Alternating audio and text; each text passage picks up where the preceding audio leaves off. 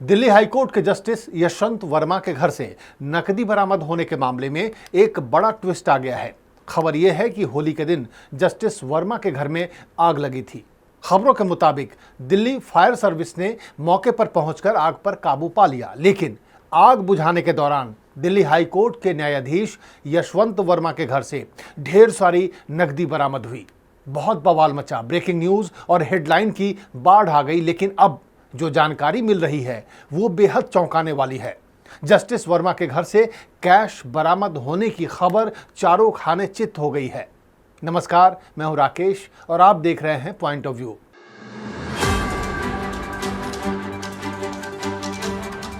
Delhi high court के justice Yashwant Verma के घर से कैश बरामदगी की खबर जिस बुनियाद पर खड़ी थी वो बुनियाद ही हिल गई है। दरअसल आग बुझाने के दौरान कैश मिलने की बात सामने आई थी, लेकिन अब दिल्ली फायर सर्विस के निदेशक अतुल गर्ग ने मीडिया से बात करते हुए कहा है कि आग बुझाने पहुंचे उनके डिपार्टमेंट ने कोई कैश बरामद ही नहीं किया। उनके विभाग ने केवल आग बुझाने का काम किया। अंग्रेजी न्यूज चैनल टाइम्स नाउ के साथ बात करते हुए दिल्ली फायर सर्विस के डायरेक्टर अतुल गर्ग ने कहा कि जब आग की जानकारी मिलने के बाद उनकी टीम जस्टिस यशवंत वर्मा के घर पहुंची तो वहां पहले से ही दिल्ली पुलिस की टीम पहुंची हुई थी। अतुल गर्ग ने कहा कि हमने केवल आग पर काबू पाया, वहां कुछ भी असामान्य नहीं हुआ था। हमारे पहुंचने से पहले ही वहां दिल्ली पुलिस मौजूद थी। अग्निशमन विभाग के अधिकारियों को कोई नकदी नहीं मिली है। आप भी सुनिए इस बातचीत का हिस्सा। Social media also, and we want to know what exactly was found when the fire department officials reached to this location. See, as per the record available, fire was in a storeroom. 2 fire tenders were sent. Fire was very, very small. Fire was extinguished within a minute, and nothing was unusual reported by the team of firefighters. See, fire official has nothing to do with the suspicious thing. Once the fire is exchanged, we have to hand over that area to the police, which was already present in this case. Police was first to arrive there. We were a little bit after the police, and the house or whatever you call it, the fire team was handed over to the police officer there and fire team chamber. Okay, so just to ascertain once again, was there any cash found when the officials reached? As far as we were there, no, there is no report of this. Thank you so much, sir. इस पूरी बातचीत के बाद अब सवाल ये उठ रहा है कि आखिर जस्टिस वर्मा के घर से कैश मिलने का सच क्या है। फायर सर्विस के निदेशक की बात को सच माना जाए तो फिर कथित तौर पर मिले 15 करोड़ से भी अधिक कैश का सच है क्या। हालांकि अतुल गर्ग ने पत्रकारों से बातचीत में कहा कि इस मामले की जांच होनी चाहिए। खैर, अब इस मामले पर क्या जांच होती है इसके लिए तो इंतजार करना होगा, क्योंकि जस्टिस वर्मा पर लगे आरोप के बाद जिस तरह से सुप्रीम कोर्ट ने आनन फानन में उन्हें दिल्ली हाई कोर्ट से हटाकर इलाहाबाद हाई कोर्ट में ट्रांसफर करके मामले को रफा दफा करने की कोशिश की, उसने भारत के जुडिशियरी सिस्टम यानी न्यायिक व्यवस्था की कार्यप्रणाली पर गंभीर सवाल खड़े कर दिए हैं।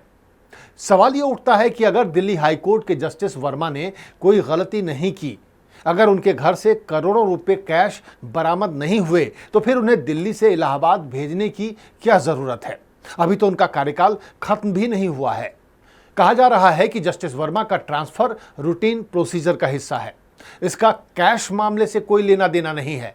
लेकिन अगर जस्टिस वर्मा का ट्रांसफर रूटीन ट्रांसफर है तो इलाहाबाद हाईकोर्ट के वकील संघ ने इनके ट्रांसफर का क्यों विरोध शुरू कर दिया है।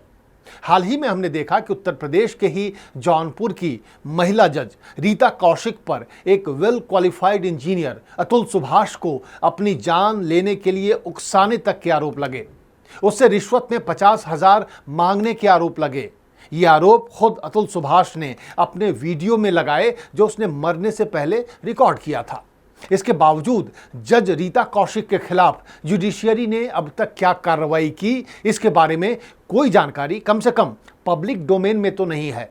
जबकि होना यह चाहिए था कि पब्लिक का न्याय व्यवस्था में विश्वास बनाए रखने के लिए यह बताया जाता कि आखिर इस मामले में क्या जांच हो रही है, क्योंकि अतुल सुभाष के केस में कथित तौर पर यह मामला सीधे सीधे एक जज के भ्रष्टाचार से जुड़ा हुआ है। दरअसल ये एक विडंबना ही है कि इस लोकतांत्रिक देश में जनता जजों को भगवान मानती है, लेकिन बात जब भारत में न्याय व्यवस्था से जुड़े लोगों पर लगे आरोपों की आती है तो जुडिशियरी अपने आप को तुरंत आम लोगों से अलग कर एक विशेष श्रेणी में खड़ी हो जाती है। इस मामले में वरिष्ठ वकील हरीश साल्वे का यह कहना बिल्कुल सही है कि जिस जज पर आरोप लगे हों, अगर वो दिल्ली उच्च न्यायालय में अपनी कुर्सी पर बैठने के लायक नहीं है तो वो आखिर इलाहाबाद या किसी दूसरे न्यायालय में बैठने के लिए कैसे सही है। If you find him good enough to take action, what's wrong with Allahabad High Court? Why must they have a judge sitting who has a cloud over his head? Then let him sit in Delhi High Court. No, he's not good enough for Delhi High Court, but he's good enough for Allahabad High Court. What is Allahabad High Court, a dustbin? इस बीच समाचार पत्र money control की एक report के मुताबिक justice Yashwant Verma पर इससे पहले भी गबन के आरोप लग चुके हैं और उन पर इस संबंध में एफआईआर दर्ज है। 2018 में जस्टिस यशवंत वर्मा को सिंभावली शुगर मिल में नॉन एग्जीक्यूटिव डायरेक्टर के पद पर रहते हुए 97 करोड़ 85 लाख के घपले के मामले में आरोपी बनाया गया था।